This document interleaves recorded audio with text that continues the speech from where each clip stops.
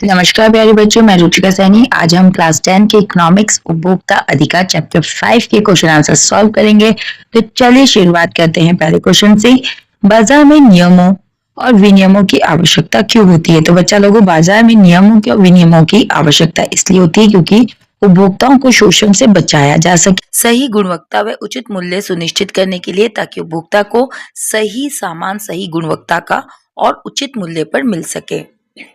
मिलावट और गलत मापतोल रोकने के लिए, ताकि उपभोक्ता को मिलावट वाला सामान ना मिले और ना ही गलत नापतोल मिल सके। व्यापार में पारदर्शिता लाने के लिए, और व्यापार के अंदर कैसा है, सभी जानकारियों में पारदर्शिता लाने के लिए बाजार में नियमों की आवश्यकता होती है।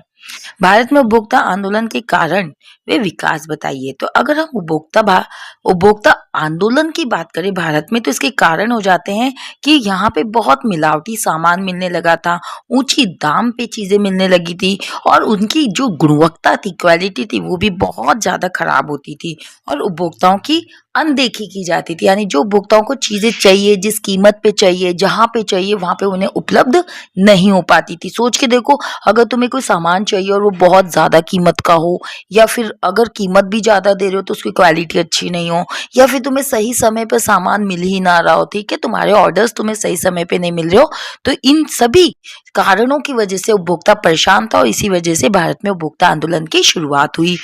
अब विकास की बात करें तो 1960 से 70 के दशक में इसकी शुरुआत हुई, और यहाँ पे हम बात करें 1986 में उपभोक्ता संरक्षण अधिनियम शुरू हुआ। यानी बच्चा, यहाँ पे उपभोक्ता संरक्षण अधिनियम कब पारित हुआ था? तो ये महत्वपूर्ण प्रश्न है, 1986 में।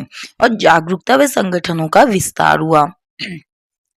नेक्स्ट है, जागरूक उपभोक्ता बनने के उदाहरण बताइए। तो अगर हम उपभोक्ता जागरूक है, तो जागरूक उपभोक्ता को किसी भी सामान का बिल या रसीद लेनी चाहिए, एसआई और एगमार्क जैसे चिन्हों को देखना चाहिए, एक्सपायरी डेट चेक करनी चाहिए सामानों की, और शिकायत दर्ज करानी चाहिए। और अगर सामान खराब मिलता है तो उसका ये दायित्व बनता है कि वो शिकायत दर्ज करा दे। किन तरीकों से उपभोक्ताओं का शोषण होता है? आइए बात करें जिससे उपभोक्ताओं को लूटा जाता है।